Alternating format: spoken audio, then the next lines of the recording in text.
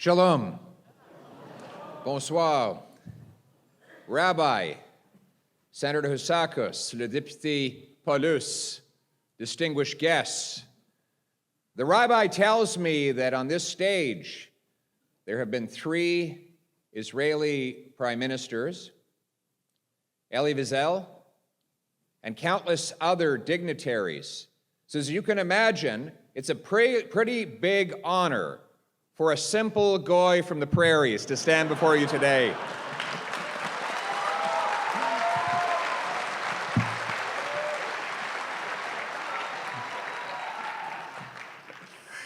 And you know, that's the great thing about Canada. You can come from anywhere to do anything. That's why I was born to a 16-year-old Irish mother. She had to put me up for adoption to 2 school teachers. But they raised me to believe that in Canada, it didn't matter where you came from, it mattered where you were going. It didn't matter who you knew. It mattered what you could do. Maybe that's why a great minister of immigration, Clifford Sifton, who wanted to populate the prairies where I came from, ran these advertisements all over Europe saying that Canada was a land of great treasure. A land of great treasure. A land of great treasure. Remember that, because there will be a test later on. That's something to be happy about. But I see that there is, despite these terrible times, some happiness in the room. And maybe that's just because you're of the afterglow of the great Jewish celebration of Purim.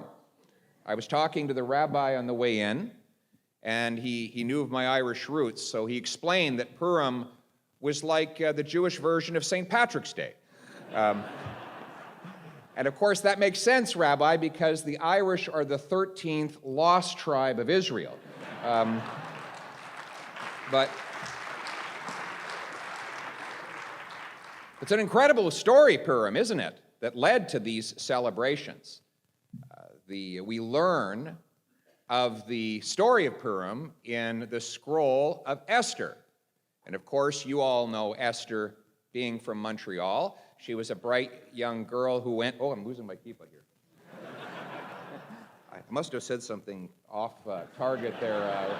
There's a little breeze that blew in. I understand, though, that Esther was a smart young Jewish girl who studied at McGill, hence her scroll is called the Megillah. It's my understanding of the origins.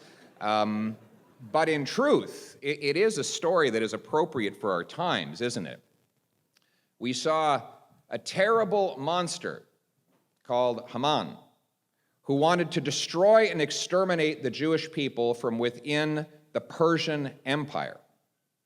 And he plotted this destruction by trying to turn the king against the Jews and against Mordecai, Mordecai Richler's from Montreal, another Montrealers. But of course, why was he mad at Mordecai? Because Mordecai refused to bow his head. Remember that.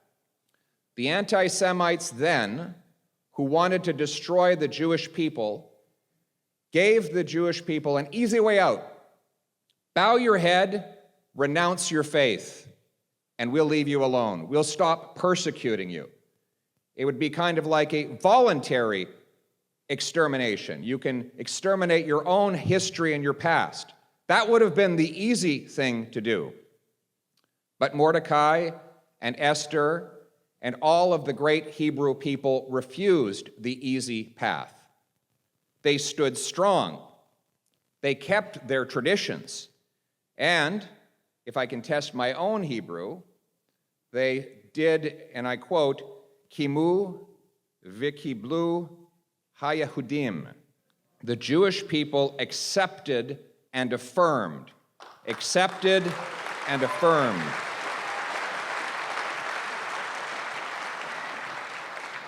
And it wasn't just that they accepted and affirmed to have a great celebration in honor of their triumph over Haman and the survival of their people. It was that they accepted what they had already affirmed, which is the law that came down from Mount Sinai. This was later explained in the Talmud. Do I have that right, any of the rabbis? The Talmud later explained the meaning of what they accepted. They have accepted and affirmed the law that Moses brought down from Mount Sinai so many years before. I saw the perseverance of this law and this tradition when I backpacked through Israel in my youth. And there was a wonderful rabbi who let me stay with his family, actually, in a village called Beitar. Beitar is near Jerusalem. And Ephraim Shore, who had left London, Ontario to make Aliyah and study and become a rabbi, I got to know him through a friend. He invited me for a Shabbat because I wanted a real Shabbat experience. So I went to Jerusalem, to the wall. I witnessed the prayers as the sun was going down, and just before it did, I got on a bus, and the bus driver took one look at me, and he said, "You don't belong in Beitar." He didn't believe I had any good reason to be there. So I said, "I'm staying with this guy, Ephraim Shore." He said, "How do I know that?" I said, "Well, I'll call him on my cell phone." I called him and handed him, the bus driver, the phone. And he cross-examined Ephraim Shore to make sure that I did not have evil designs. And then they passed the phone around to other people. And they said, yeah, Ephraim Shore, he's legit. Let's let the kid go to Beitar. So when I got there, I experienced the most beautiful Shabbat ever. Here he was with his half-dozen kids and his beautiful wife sitting around the Shabbat table, candle lit.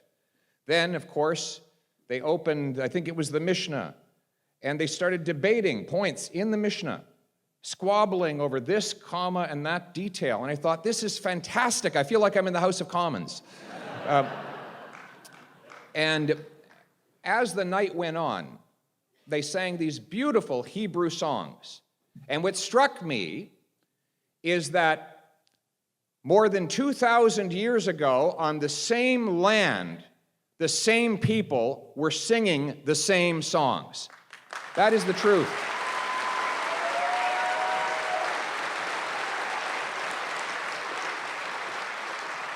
The Jewish people are the only people I know of who, in the same language, worship the same faith on the same land, in the same country, as they did 3,000 years ago.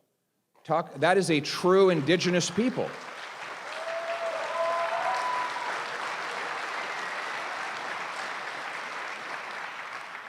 Which gives inspiration when you think about all the hardship that it took to stay true to what they had accepted and affirmed at Purim, to the law that Moses had brought down from the mountaintop as he led his people through the desert, out of bondage, and to the promised land, a land to which he would not arrive himself, but which he would bequeath to a generation of Jews who would carry on that tradition.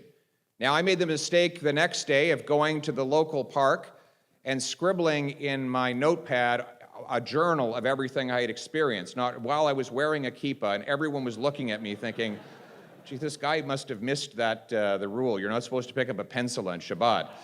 But I was a slow learner. Nevertheless, the people were very kind to me. My time traveling around Israel was a beautiful adventure. I was welcomed by the Jewish people. There was hitchhiking then. Did you know that? They still have, I don't think they do that now. But I was hitchhiking around the Holy Land, and young Jewish people would pick me up on the highway and drive me along to my next destination. And I was in many places where goys never go. I was in Beersheba. I was in En-Gedi. I stayed in a little kibbutz right next to the Dead Sea. We went to Metula, where there's the only hockey rink, a Canadian-sponsored hockey rink. Incredible. We went to the Golan Heights. We stood up there, and there's the beautiful wineries. We literally witnessed with our own eyes Hezbollah lobbing missiles into northern Israel. And the courageous IDF forces flying back into South Lebanon to retaliate against the attack. This happened before our eyes. And I thought, the next day, we're going to have these newspapers filled. My family back home were going to be terrified reading about all this. Of course, none of it was even reported. It just happened, and it was such a regular happenstance that it wasn't even reported on. Yet another unprovoked rocket attack on the northern territory of a sovereign Israel. And as we traveled along, though, I realized that this was the most scientifically, democratically, and politically advanced country in the world. Incredible. Think of what they built. There are more Israeli companies on the high-tech NASDAQ exchange than there are companies from all of the continent of Europe, which is literally 100 times bigger than Israel. The medical technologies, the softwares, the artificial intelligence that Israelis have invented. I mean, there's a little bit more in artificial intelligence in the Canadian government, but it's a different type.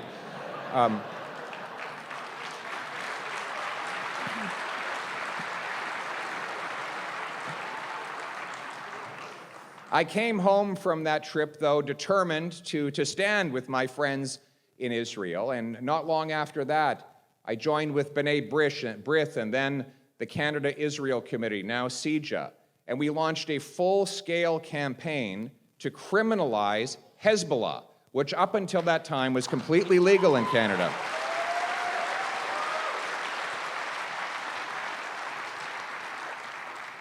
And the Jewish people have stood with me in my journey through politics. Some of my best friends and greatest advisors, including our very own deputy leader, Melissa Landsman, now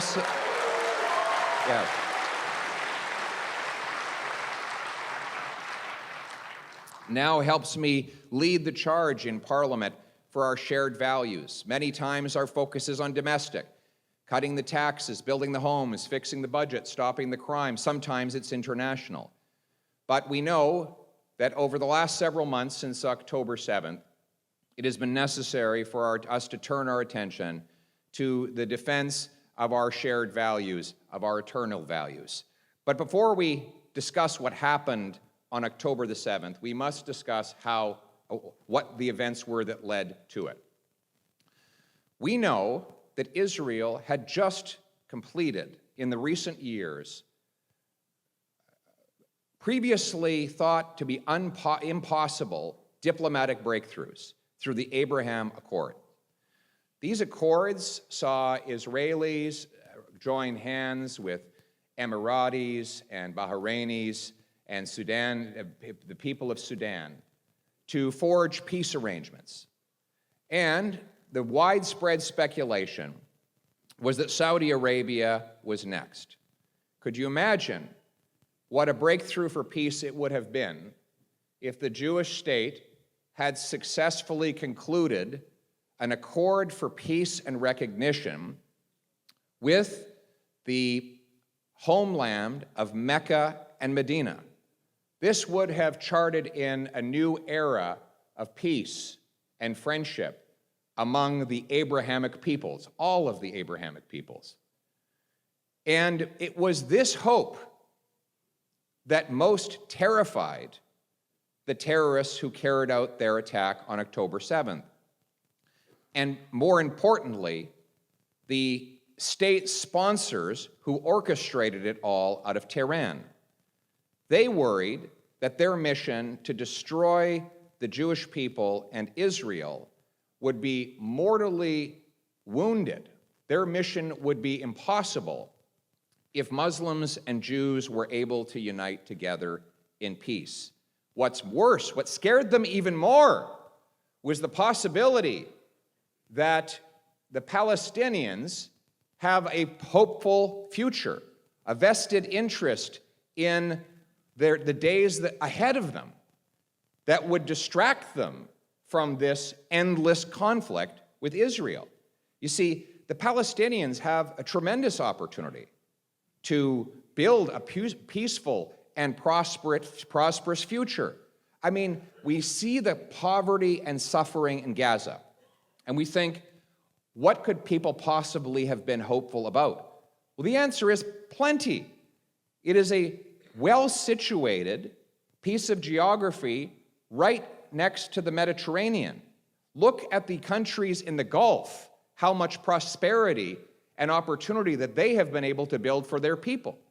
Not only that, effectively speaking, Hamas had total independence to run Gaza after the Israeli government unilaterally withdrew in a painful decision whereby the government of Israel literally arrested its own people and dragged them out of the Gaza Strip and back to the Israel proper, a deeply controversial decision that effectively meant Gaza was going to be governed by the government in that land. So when they say end the occupation, in Gaza, the only occupier was Iran. Iran was occupying Gaza through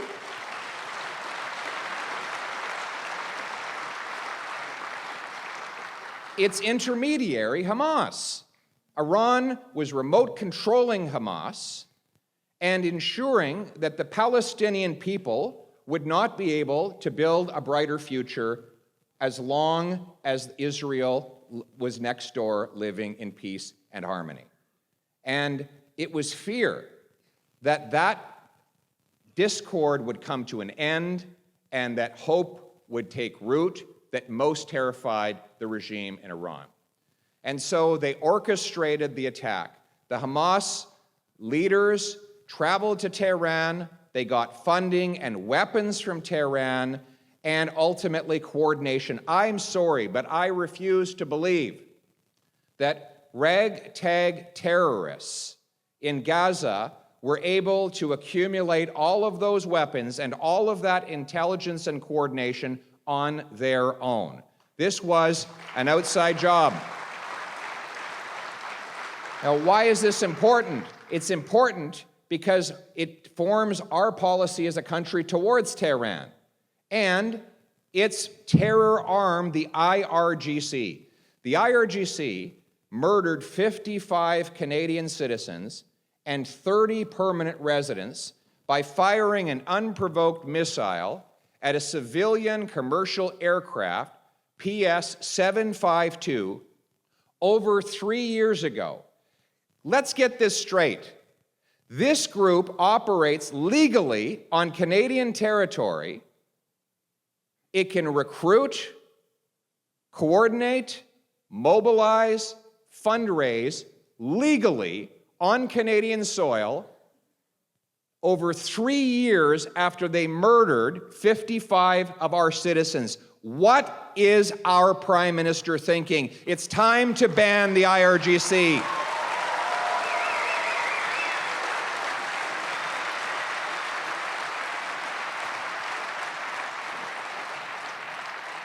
Common sense conservatives will continue to press the government to ban the IRGC, to remove the bureaucracy and streamline the funding for the security infrastructure program so that shuls and all places of worship, including mosques, churches, Hindu temples, can put up the security to protect their people. This should not be... I think it is appalling that a mosque which was targeted by an anti-Muslim violent attack in Mississauga 2 years later still does not have funding to protect itself against future attacks. I think it is appalling when I hear synagogues and churches are buried in paperwork for what should be a very simple rebate program that will help all of our places of worship secure themselves with cameras, personnel, and other necessary things that will keep them safe in an increasingly dangerous world.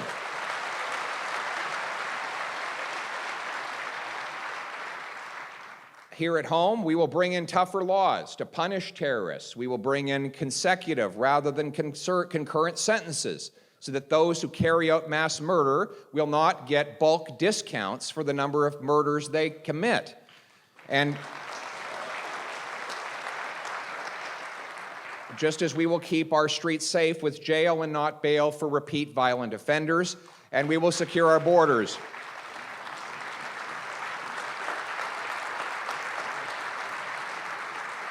We will secure our borders and our ports against the drugs and guns that finance terrorism and that lead to the loss of life here in Canada. We will stand with the Jewish people on campuses, fighting anti-Semitism at universities.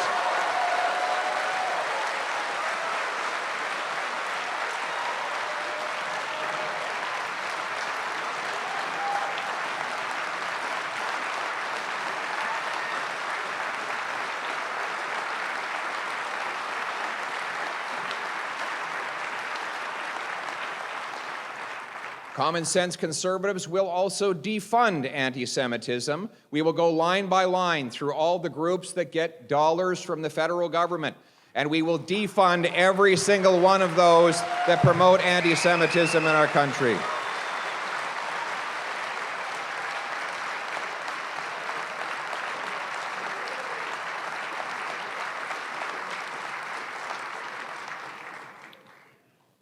And then comes the difficult question of the Middle East. Now, I understand why the political pressures are high, and I understand why our Muslim friends and neighbors are suffering and are legitimately speaking out for the suffering of their loved ones in Gaza and in the West Bank. There's no doubt that the Palestinian people have been made by the Iranian regime and other dictators in the region, into a chess piece in an evil chess game. We know that there are dispossessed Palestinian families. Many of them have loved ones here in Canada. My heart goes out to them. I believe that we should ensure that Canadian aid actually goes to the suffering Palestinian people and not to those promoting terrorism in UNRWA.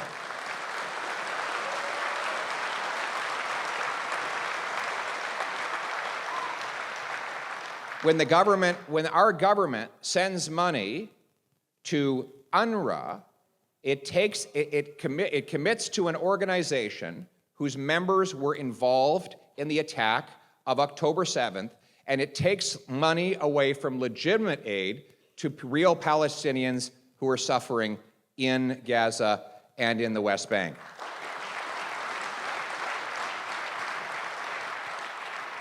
We, as a rule, across the world, common sense conservatives under my leadership will be cutting back foreign aid to terrorist dictators and multinational bureaucracies and using the money to rebuild the Canadian Armed Forces. Thanks.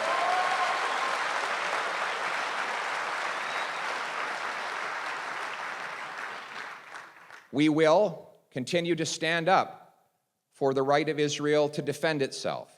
We will do that.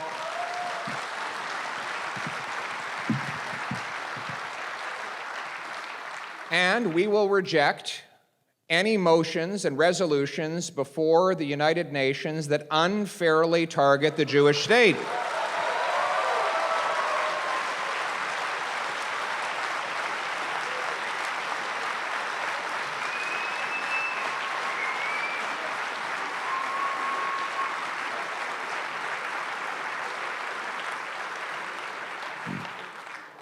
We believe in a negotiated two-state solution with Palestinians living in peace and harmony next to a Jewish state, where we build prosperity, liberty, and opportunity for both peoples, and where all the Abrahamic peoples have access, unhindered access, to their places of worship. But we say, I want you to know, I say all these things in mosques. I do go to mosques. I love meeting with the Muslim people. They are wonderful people. And when the issue of Israel comes up, I say, I'm going to be honest with you. I am a friend of the state of Israel, and I will be a friend of the state of Israel everywhere I go. We can no longer have the two, because we can no longer have this business of saying one thing to one group and another completely different thing to a different group. That's what we have. I mean, Justin Trudeau has come up with this political formula, right? He sends one group into synagogues to say one thing, and then he sends another group of MPs into mosques to say precisely the opposite. But here's the thing. Individual MPs don't have a vote at the UN. Individual MPs do not make decision on how foreign aid is distributed. Individual MPs do not have the ability to speak for the entire Canadian government on the world stage because there is only one Canada.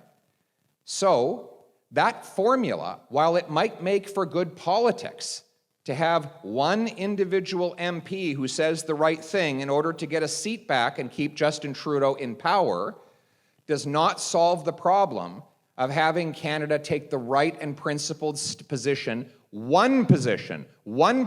for all of Canada, one position around the entire world.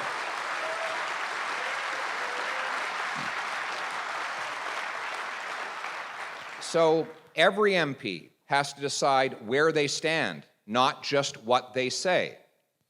And that stand is ultimately what matters the most.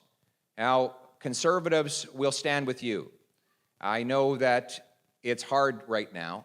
Many of you feel alone. You feel scared. You question whether you should take your mezuzah off the door, the Star of David off your chest, the kippah off your head. I can't even imagine the thoughts that go through your head when you contemplate such things.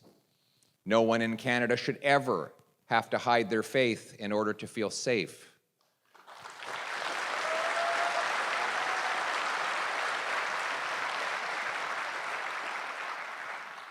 I want you to know that you're not alone in these struggles, that you have friends. You have friends. I want you to know that you have friends not just in the Conservative Party, but across all of Canada, who will stand with you and will fight for you and work to protect you. And I want you to know, I want you to look at the echo of the unmatched history of the eternal Jewish people. I was able to witness that history and that resilience when then Prime Minister Harper assigned me to represent him on the March of the Living.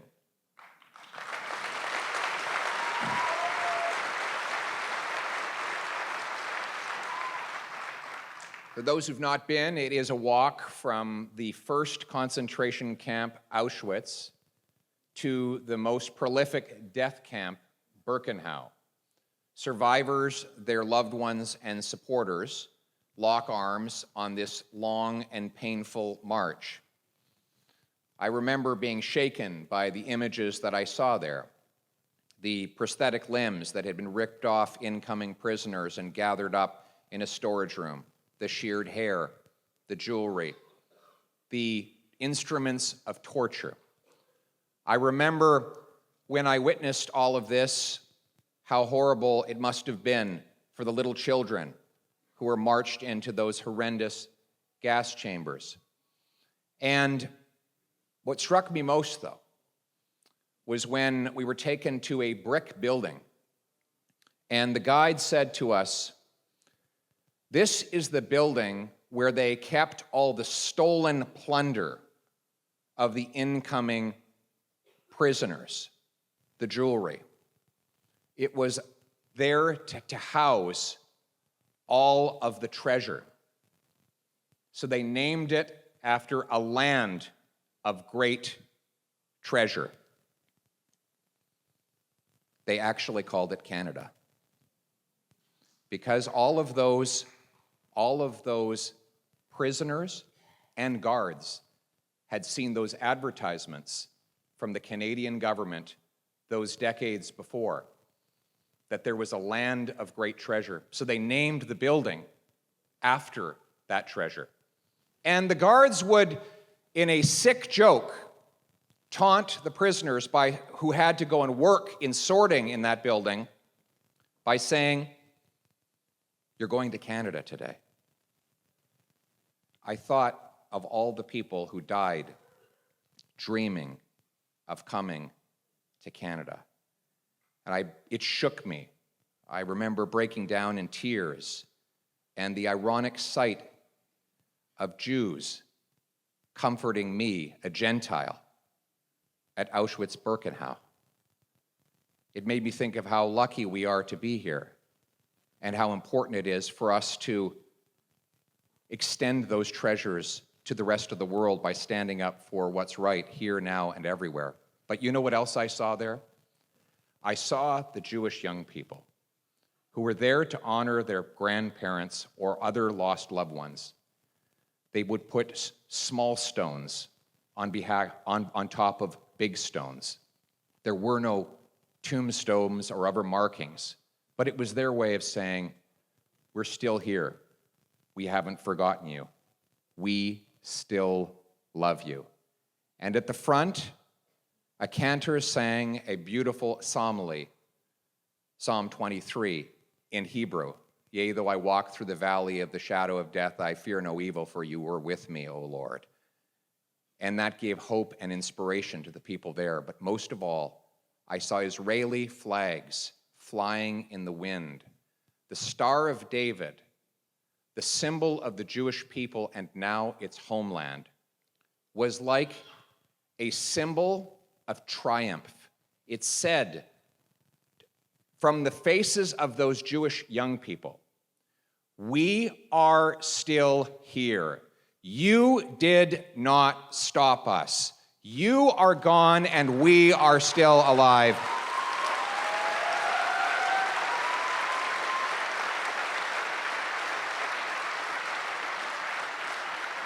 Think of the trash can of history. It is filled with those who have tried and failed to destroy the Jewish people.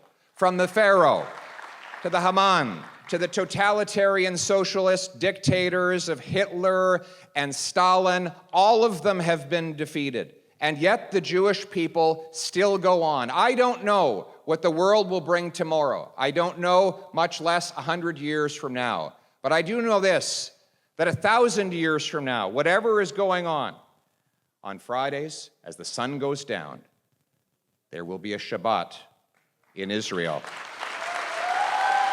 Those songs will still be sung. The Jewish people will go on, and they will still say, Am Yisrael Chai. Thank you.